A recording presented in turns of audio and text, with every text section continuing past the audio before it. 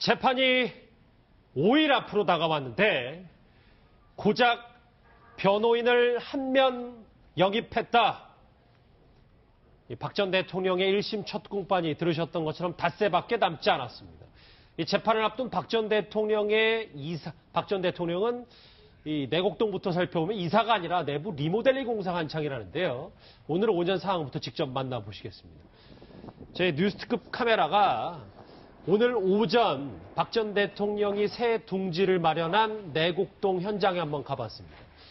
원래 이사 준비가 한창일 거라고 했는데 백 변호사님 쭉 보니까 지금 그 이사보다는 내부 이제 수리를 좀 하는 것 같은데 이사 날짜가 연기가 좀 됐다면서요? 원래 29일 날 이사를 하기로 결정을 했었는데요. 지금 보시는 것처럼 단순하게 그냥 들어가기 위해서 좀 고치는 수를 넘어서서 뭐 리모델링 수준의 공사를 하고 있다는 얘기가 나옵니다. 뭐 화단도 정비를 하고 막 이러고 있는데 물론 이 부분을 박 전 대통령의 지금 소위 막 그런 얘기도 나와요. 뭐 병보석을 노리는 게 아니라 이런 얘기도 나오긴 하는데 이거와 연결시키기는 왜 무리가 있지만 지금 박 전 대통령이 저 집에 언제 들어갈지는 기약이 없습니다. 아시겠지만 아직 재판이 시작도 되지 않았고요. 그렇죠. 그리고 향후에 어떻게 변화할지 알 수 없는 상황인데 빨라야 뭐 혹여라도 나중에 사면이 돼도 한 1, 2년은 걸릴 텐데 말이죠. 그런데 지금 저렇게 정말 곧 누군가가 입주할 정도의 수준의 리모델링까지 하는 정도 수준이 되다 보니까 일각에서 제가 아까 말씀드렸던 것처럼 연결을 시키고 싶지 않아도 최근에 구치소에서 박 전 대통령의 건강 상태가 안 좋아졌다는 얘기들이 언론 보도를 통해서 솔솔 흘러나오고 있고요. 그래서 이제 일단 기소가 된 상황이다 보니 박 전 대통령의 건강상 이유를 들어서 병보석을 신청하려고 하는 게 아니냐라는 불필요한 오해를 받는다라는 좀 생각이 들고 일단 나중에 박 전 대통령이 나오기로 결정이 되고 나서도 충분히 저 아주 기본적인 거 외에는 충분히 할 수 있음에도 불구하고 처음부터 저렇게 너무 많은 리모델링 공사를 하는 것 자체가 좀 세간의 의심의 눈초리를 받는 그런 상황이 되지 않나 좀 그런 생각이 듭니다. 예, 뭐 이수희 변호사님 말씀하신 것처럼 실제로 재판 자체가 뭐 1, 2년도 걸릴 것이다 이런 추측들이 많은데 이렇게 대대적인 리모델링 공사를 하는 것 두고 뭐 보석 얘기가 안 나올 수 없다 이런 얘기들도 있어요.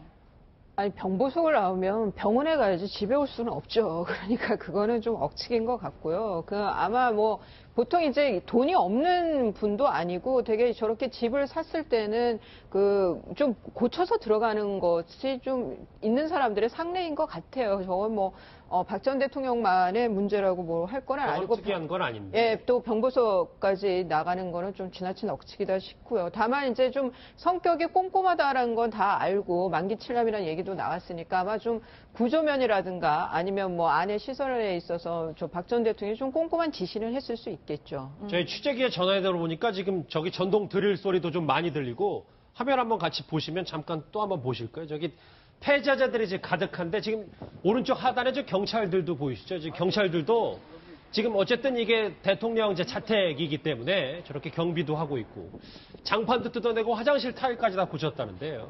예, 이수희 변호사님 그런데 말씀하신 것처럼 박 전 대통령이 꼼꼼하게 지시를 하고 리모델링이 이루어진다 하면 유영하 변호사를 접견하고 있는 것으로 알려졌는데 이 리모델링 공사까지도 유영하 변호사가 관여하고 있다. 뭐 이렇게 봐야 될까요? 글쎄요. 저는 이제 뭐 이전에 삼성동 주택 매매는 그게 이제 법적으로 대리인이 해야 되기 때문에 당연히 아마 유영하 변호사가 개입이 될 수밖에 없었을 거고요. 뭐 저런 공사라든가 뭐 이런 건 좀 굵직한 거 아마 좀 유영하 변호사가 뭐 집사람 표현이 좀 웃기긴 한데 여하튼 관리를 다 해주고 있지 않을까 싶고 뭐 구체적인 이제 저런 내부 공사지만 저렇게 계약을 하고 뭐 저기 인부들하고 얘기를 하고 이러는 것이 뭐 간단한 일은 아니에요. 그렇죠. 저런 거 한번 공사해본 분들은 다 아실 거예요. 뭐 윤전추 행정관이 도맡아 하기에도 좀 힘들 거고 그러면 유영하 변호사가 관여해서 일을 하고 있지 않을까 하는 생각이 드네요. 오늘 오전 화면입니다. 좀 조용했던 내곡동이 저 이사 준비로 리모델링 준비로 조금 시끄러워질 것 같은데 새로운 이웃 이사 소식에 주민들의 반응은 어떤지 그 목소리 한번 들어보실까요? 여기 유명한 사람이 온대. 아이야 나 박수 쳐. 그저께 저 검은 저기 왜 택배채 같은 거 있잖아 왜 그게 조금 큰 게 여기 와서 대고 뭐 지하실에서 꺼내서 씻던가 아주 갖다 놓던가. 감옥에 있는데도 그것까지 다 생각했어. 여기는 아직 개발이 안 된대. 그림별 쓰니까. 아니 나 그림별 쓰냐? 그쪽으로 다 그림별 쓰겠죠. 주민들 말처럼 그렇죠. 구치소에 있는 박 전 대통령이 얼마나만큼 많이 신경을 쓸 수 있겠어요. 다만 저는 처음 듣는 게 호 교수님, 저희가 그린벨트로 묶여있는 그 내곡동의 이쪽 땅들이 많은가 보죠? 그렇죠. 저기가 이제 서울 외곽 경기도하고 접경 지역이지 않습니까? 그때 이게 이제 처음 그린벨트로 묶었던 게 이제 박정희 전 대통령 때 묶었습니다. 아하. 그렇게 해서 이제 저기 잘 비교적 보존이 돼 있는 지역이죠. 그렇기 때문에 이제 전원주택단지 내지는 뭐 이렇게 조용한 주택단지로서는 최고의 그런 환경이 되지 않느냐 이렇게 보고요. 저기 그럼에도 불구하고 강남 접근성이 굉장히 좋습니다. 제가 갑자기 부동산 이야기를 해서 이상하긴 합니다만 버스로도 20-30분 내에 강남 다 접근이 가능한 데다가 저희들이 운전을 하고 경부고속도로를 올라오면 양재 IC가 있습니다. 양재 IC에서 매우 가깝거든요. 그러니까 서울 시내 진입하기도 매우 좋고 또 저기서 경부고속도로를 타고 외곽으로 나가기도 아주 좋고 뭐 그래서 이 그린벨트로 지정이 오랫동안 되어 있기 때문에 특수한 지역 외에는 주거 환경이 매우 이제 잘 조성이 되어 있다. 뭐 그러니까 사람 살기에는 그리고 특히 퇴임을 해서 저렇게 이제 쾌적하게 계시기에는 아주 좋은 주거 환경이다. 그렇게 봐집니다. 저 채널A 취재팀이 잠깐 봤었을 때 아까 좀 자막으로도 나왔지만 유명한 사람이 온다고 이제 뭐 박수를 친다는 뭐 일부 얘기도 있었고 뭐 저기 보시는 것처럼 그 여생을 마무리하기 이만한 동네가 없다라는 게 주민들의 공통된 뭐 얘기인 것 같아요. 예, 뭐 백 변호사님, 네. 뭐 삼성동 집을 매매하는 과정에서도 유영하 변호사가 개입을 했고, 네. 뭐 리모델링 하는데 있어서도 유영하 변호사가 영향을 미쳤다면 사실 변호사 이상의 역할을 하고 있다. 둘의 관계는 신뢰 관계가 대단하다. 뭐 저희가 이렇게 평가할 수 있을 것 같아요. 사실 그 박근혜 전 대통령의 변호인단 전부 7명 해임하고 유영하 변호사하고 최명성 변호사만 빼고 다 해임을 했다라는 것. 그리고 모든 접견은 유영하 변호사 혼자 담당한다는 것만 봐도 박 전 대통령이 유영하 변호사 얼마나 신뢰하는지는 분명하게 알 수 있을 것 같고요. 그러니까 삼성동 주택의 매매 과정이나 그리고 내곡동 이 지금 자택의 리모델링 과정에도 유영하 변호사가 개입했을 가능성이 굉장히 높겠죠. 그런데 문제는 5월 2일이 첫 재판입니다. 그렇죠. 그리고 변호사 지금 2명에다가 유영하 변호사가 아마도 고용한 변호사 1명 정도에서 3명 정도가 지금 준비를 해야 되는데 그 대략 12만 페이지 정도 되거든요. 수사 기록만. 그거 할 시간도 제가 보기에 굉장히 많이 부족한 상황인데 유영하 변호사가 이런 것까지 다 담당을 한다면 과연 지금 박 전 대통령의 재판에 제대로 임할 수 있을지. 지금 일단 유영하 변호사는 이 첫 공판 준비기일 5월 2일 준비기일 연기 신청을 한 상황이잖아요. 그렇죠. 그러니까 이 부분에 대한 준비가 지금 어찌 보면 여기 내곡동 자택의 리모델링보다는 몇 배, 뭐 몇천 배, 몇만 배 중요할 텐데 그게 원활하지 않은 상황에서 뭐 박 전 대통령과의 신뢰관계로 이런 부분을 주로 담당하고 있는 게 과연 박 전 대통령의 득일지 그 부분에 대해서 좀 의문의 여지가 좀 많은 것 같습니다. 오히려 재판 준비보다 저 새 단장의 좀 분주한 모습도 있어서 여러 가지 억측들이 그래서 더 많이 나오는 것 같은데요. 과거 유영하 변호사는 박근혜 전 대통령의 수사에 협조할 것이다 이런 의사를 밝혔었는데 과거 모습부터 한번 먼저 보고 오실까요? 선의로 추진했던 일이었고 그로 인해 긍정적인 효과도 적지 않았음에도 이런 일이 일어나 매우 가슴 아파하고 계십니다. 이에 대한 국민들의 질책과 분노에 대하여 본인의 책임을 통감하시고 모든 비난과 질책을 묵묵히 받아들여 왔습니다. 매우 안타까운 심정이지만 성실하게 수사에 협조해서 진실을 밝히는 데 최선의 노력을 다할 것을 당부하셨습니다. 지금까지는 내곡동의 움직임을 살펴봤다면 5일 앞으로 다가온 재판 준비 과정을 봐야 될 것 같은데 이수희 변호사님. 네. 저희 지금 화면에도 보이지만 한 명을 영입했다고 하는데 이 영입한 것도 선임계를 박근혜 전 대통령 측 선임계를 낸 것도 아니고 그냥 유영하 변호사 밑에 젊은 변호사 한 명 고용했다는 얘기가 있어요. 그러니까 영입이 아니라 그렇죠. 아마 영입은 고법 부장판사 출신의 변호사를 아마 영입을 시도하고 있는 것 같고 예. 지금 그 유영하 변호사가 개인 사무소를 차리고 있어요. 그러니까 법무법인이 아니라 그런데 지금 유영하 변호사가 저렇게 이제 박 전 대통령 일을 전담을 하다시피 하니까 그 사무실에 또 다른 사건들도 있을 거 아니에요. 그런 사건을 해결해 속무를 담당해 줄 수 있는 좀 표현이 근데 우리가 이제 보통 그 속칭 새끼 변호사라고 표현을 하거든요, 변호사들이. 그러니까 고용 변호사를 한 분을 아마 이제 고용을 한 것 같아요. 그게 뭐 영립으로 이렇게 이제 표현이 보도가 된 것 같은데 이미 유영하 변호사가 몇 주 전에 서울 변호사회 구인란에다가 변호사를 고용 변호사를 구한다라는 그런 광고를 실은 적이 있거든요. 예, 기억이 납니다. 예. 그러니까 이거는 이제 그 고용 변호사를 하면 고용을 한 거지 이것은 이제 새로운 변호인이 추가가 된 거는 아니다는 거죠. 예, 백 변호사님 네. 젊은 변호사를 고용은 했지만 정작 재판에 필요한 고위 법관 출신의 전관 변호사는 아직 선임이 안 되고 있나 봐요. 그러니까 사실 고법 부장판사 출신 변호사와 접촉 중이다 이런 얘기가 나오고 있는데 일단 이 변호인단에 합류하는 거에 대해서는 아직은 굉장히 망설이고 있는 상황인 것 같습니다. 근데 제가 저번에 한번 이런 말씀 드린 적이 있는데요. 지금 박 전 대통령은 오로지 유영하 변호사만 신뢰를 하죠. 오로지 유영하 변호사와 접견을 하고 오로지 유영하 변호사를 통해서 모든 일을 해결하려고 합니다. 그러면 제가 예를 들어서 만약에 고법 부장 판사 출신의 변호사라면 저는 안 갑니다. 왜냐하면 본인의 역할이 없어요. 지금 변호사가 명망가들이 들어가서 본인이 그 역할에 걸맞게 뭔가를 할 수 있는 구조가 돼야 되는데 제가 저번에 한번 유영하 변호사가 접견을 혼자 들어가는 굉장히 이상하다는 표현을 한번 썼었어요. 접견은 여러 명의 변호사 같이 들어갈 수 있습니다. 같이 들어가서 공통으로 뭔가 대응할 수 있는 대응 방안들을 찾아내야 되는데 예. 변호사 한 명이 박 전 대통령 얘기를 듣고 나와서 다른 변호사한테 전달을 해주거나 그것조차 전달을 제대로 해주지 않는다면 고법 부장판사 출신 변호사를 떠나서 아무리 유능한 변호사도 본인이 하고 싶은 역할을 할 수가 없어요. 거기다가 박 전 대통령의 변호를 받는 건 사실 굉장히 부담이 많이 되는 일입니다. 지금 이런 상황에서 박 전 대통령의 변호사로 이름이 나오면 지금 우리 여기 지금 변호사 결정도 안 했는데도 변호사 얘기를 하고 있잖아요. 그렇죠. 언론에 노출도 많이 되죠. 그리고 본인의 일 다른 일 거의 못합니다.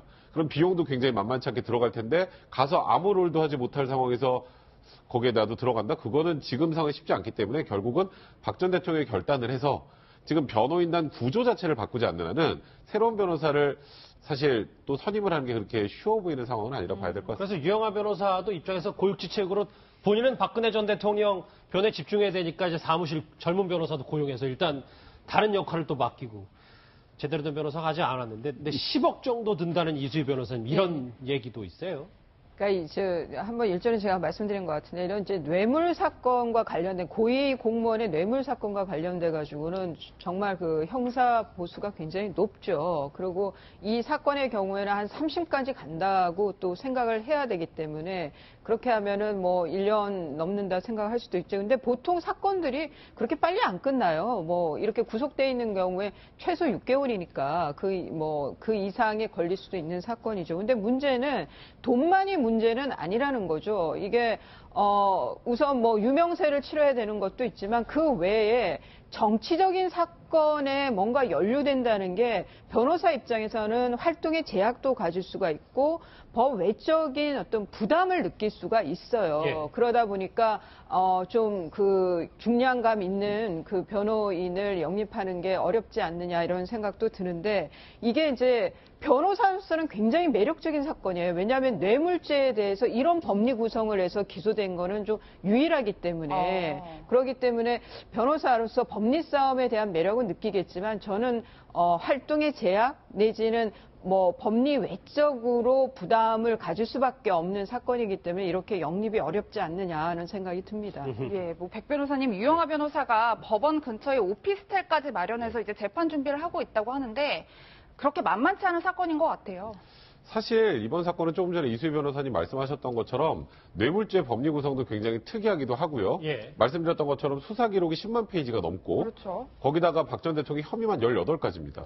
그걸 하나하나 모든 걸 분석을 해서 증거자료 확인하고 대응 방안까지 고심해서 찾는 것까지 한다는 걸 솔직히 좀 이런 표현 쓰기 뭐하지만 혼자 한다는 게 좀 불가능한 상황입니다. 그래서 지금 계속 어떤 식으로든지 새로운 변호사를 추가 선임하려고 하고 있으나 그게 굉장히 힘든 상황이고 그러니까 유영하 변호사가 사실 아까 그 고용 변호사 얘기를 한번 했었잖아요. 그 고용 변호사를 이 지금 박 전 대통령 사건에 투입한다라기보다는 유영하 변호사는 지금 이 사건에 집중하면 아무것도 못합니다. 그렇죠. 사무실도 쉽게 말해서 돌려야 되잖아요. 사무실 돌려서 운영을 해야 되는데 운영 자체를 못할 상황이 된다면 안 되기 때문에 최소한 사무실에 들어온 기타 사건을 담당할 수 있는 변호사도 필요한 거거든요.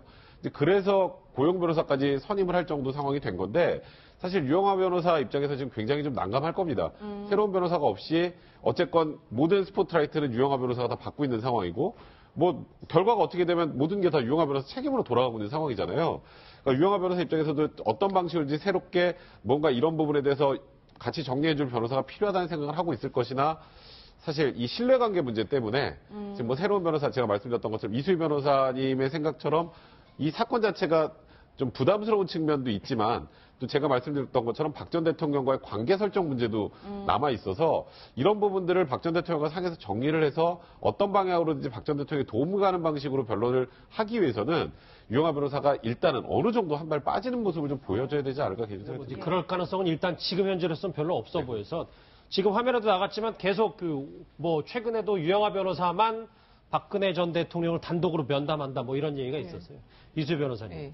그러면 결국은 5일 남았든 재판이 뭐 한 달 이상 더 남았든 지금까지 상황으로 봤을 땐 준비가 전혀 안 돼 있고 뭐 거물급 변호사가 영입되기 전까지는 쉽지 않아 보인다 뭐 이렇게 봐야 되는 겁니까? 그러니까 이제 그 5일 후면은 이게 준비 기일인데요. 뭐 이전에 그 최순실 그 재판 보면서 뭐 시청자분들도 이제 준비 기일이 뭔지 다 아셨을 거니까 이제 입장을 얘기를 하고 어떻게 앞으로 우리한테 유리한 증거를 내면서 어떻게 그 입증을 하겠다라는 이제 개괄적인 얘기를 주고받는 때인데 저는 사실 그 좀 잔인하게 얘기를 하면 좀 뭐라 그럴까 이미 탄핵 심판 때부터 계속 나왔던 혐의 내용들이에요. 사실관계가. 그래서 뭐 굳이 그 박 전 대통령에게 유리한 그런 증거를 확보할 시간이 부족했느냐라고 묻는다면 사실상 그렇지는 않다라고 보는 것도 저는 객관적으로는 좀 합리적이라고 봐요. 그런 면에서 지금 형사재판부에서 만일 박 전 대통령 측에서 우리가 이게 12만 페이지나 되고 준비하는데 너무 시간이 부족하니 좀 넉넉하게 시간을 달라라고 했을 때 그렇게 되면은 구속을 풀어줘야 되는 상황도 생긴단 말이죠. 그런 면에서 재판부가 어떤 결정을 내릴지 정말 부족하다라고 시간이 부족했다라고 볼지 저는 그것도 또 다른 관전 포인트가 되는 것 같습니다. 재판 전에 짚어볼 보도 내용이 하나 더 있습니다. 이 박근혜 전 대통령과 최순실 씨가 이 두 사람 사이에 좀 균열 조짐이 있다는 얘기들이 나오고 있는데요. 박 전 대통령은 최순실 게이트에 대해서 도대체 어떻게 생각하고 있을지 과거 목소리부터 한번 먼저 듣고 오시죠. 국가 그 정체성 수호에 예. 기반을 다지기 위해서 많은 노력을 기울여 왔습니다. 예. 근데 이번에 이제 이런 전개되는 일을 통해서 예. 내가 몰랐던 일들이 많이 있었구나. 사익을 어떻게 했다 하는 이제 그런 얘기도 있다고, 그런 일도 있다고 하니 그런 거를 몰랐던 거, 그런 거에 대한 불찰에 대해서 좀 많이 그 마음이 좀 상하고 있습니다. 어이가 없죠. 예. 정말 어이가 없는 얘기들입니다. 어떤 것? 예, 뭐 몰랐다는 취지로 이야기를 하고 있는데 실제로 박 전 대통령이 측근들에게 최순실 씨에 대해서 굉장히 배신감을 느낀다 이런 얘기를 하고 있다고 하더라고요. 뭐 박 전 대통령 입장에서는 뭐 상당히 배신감을 느낄 만하죠. 그러나 박 전 대통령이 느끼는 배신감과는 별개로 그동안 여러 증언과 증거들로 볼 때 박 전 대통령과 최순실 씨가 이런 국정농단의 어떻게 보면 공범이라는 것이 드러난 상황인데 그럼에도 불구하고 박 전 대통령 입장에서는 본인은 그런 것에 대해서 죄의식을 느끼든 안 느끼든 관계없이 최순실 씨가 사적 이익을 챙겼다는 거 그런 부분에 대해서 아마 뭐 경우에 따라서 좀 모르는 부분도 있지는 않겠느냐 그런 생각은 듭니다. 지금까지 거론된 내용들을 과연 박 전 대통령이 몰랐겠느냐 하는 생각은 1차적으로 들지만 또 뭐 경우에 따라서는 최순실 씨가 독자적으로 우리 속된 말로 좀 챙긴 사익을 챙긴 그런 부분도 있지 않겠느냐 그런 차원에서 본다면은 본인은 순수한 의도를 가지고 순수하게 어떤 의도를 갖고 이런 재단도 만들었는데 밑에서 사익을 챙기고 그런 부분에 대해서 본인은 몰랐다는 거 하나오고 또 불찰이라는 건 내가 잘 살펴야 하는데 살피지 못했다는 그 불찰 두 가지를 주장하면서 본인의 뭐라 그럴까 그 혐의를 지금 벗어나려고 하는 것 아니겠습니까? 그러나 아마 또 하나는 한 가지 또 섭섭한 것은 박 전 대통령 입장에서는 최순실 씨의 이런 국정농단 사태가 나타난 게 고영태라든가 노승이라든가 최순실 씨가 거닐고 있었던 부하 어떻게 보면 부하라고 하는 사람들이 말하자면 단속을 잘못해갖고 거기서 터져 나온 거 아닙니까? 또 미르재단 내에서 또 주도권 싸움을 벌였잖아요. 뭐 사무총장.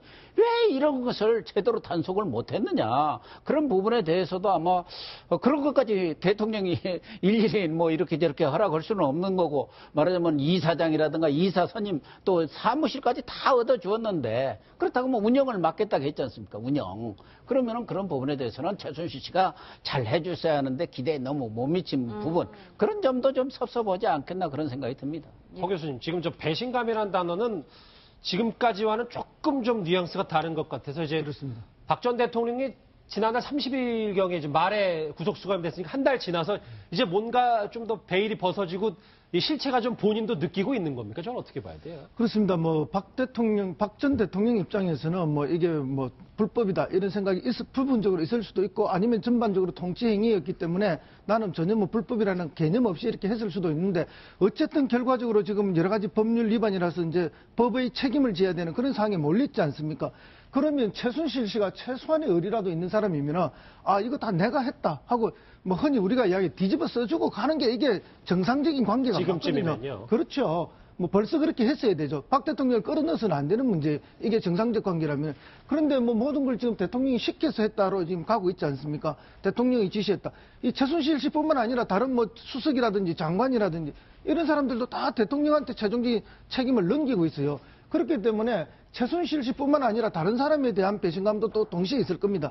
그중에서도 제일 큰 배신감은 역시 최순실 씨에 대한 배신감 아니냐. 방금 고 박사님 말씀하신 것처럼 사실 이 문제 전체가 본질적으로도 문제가 있지만, 문제가 터져 나오게 된 계기는 최순실 씨가 고용했던 사람, 가까이 두었던 사람들이 다 말썽을 일으켜서 터진 내용이었기 때문에 그 수습도 최순실이 해줘야 되는 게 맞거든요. 그렇다면 짊어지는 것도 자기가 져야 되는데, 그렇지 않는 모습에 정말로 박근혜 대통령, 전 대통령 입장에서는 정말 배신감이라든지 안타까움 이런 게 많이 있을 거라고 저는 봅니다. 최근 들어서 불편한 심기를 많이 표명하고 있다는 그 측근들의 얘기인데, 최순실 씨는 이에 대해서 줄곧 이런 반응을 보여왔습니다. 목소리 들어보시죠.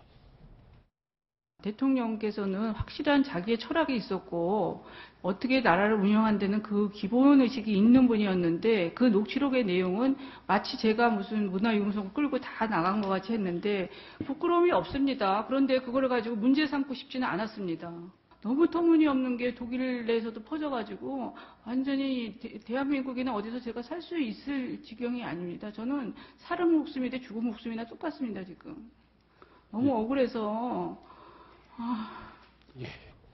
예, 아무래도 앞으로 이제 사실 법정에서 박 전 대통령과 최순실 씨가 함께 서는 모습을 볼 수 있게 됐다라는 보도가 참 많았는데, 양측이 좀 마주하는 게 부담스러운가 봐요. 분리 재판을 요청할 예정이다, 이런 얘기가 있어요. 사실 재판 자체는 분리해서 진행될 가능성이 높습니다. 왜냐하면 최순실의 재판은 너무 많이 진행이 돼 있고, 박 전 대통령은 이제 막 재판이 시작이고 혐의가 18개나 되기 때문에 분리해서 재판을 하되, 아마 이제 각자 재판, 상대방 재판의 증인으로 나갈 가능성이 높은 상황이 아닐까. 그러니까 마주치는 걸 피할 수는 없을 것 같습니다. 그런데 최근에 박 전 대통령과 최순실과의 관계를 보면 뭔가 균열이 오고 있다는 건 좀 확실히 좀 감지가 좀 되는 것 같습니다. 조금 전에 나왔던 배신감이라는 단어, 박 전 대통령 측에서 나온 얘기도 그렇고, 최순실도 겉으로 조금 전에 보는 것처럼 본인의 억울함으로서 하는 것, 그리고 박 전 대통령에 대한 존경심을 뭐 헌재 저런 데서 증인으로 나와서 얘기를 했지만, 실질적으로 나도 박 전 대통령 관련된 거 다 얘기해야 되는 게 아니냐라는 언론 보도 나오기 시작을 했어요.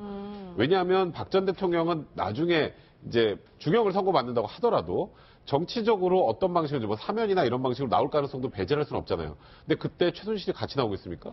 그건 아니거든요. 그러니까 최순실은 지금 형을 받으면 받는 대로 끝까지 살아야 돼요. 예. 그렇기 때문에 최순실 입장에서도 본인이 살아야 된다는 생각을 요즘에 이제 슬슬 하고 있는 것 같고, 그래서 지금 다시 얘기가 나오는 그 죄수의 딜레마.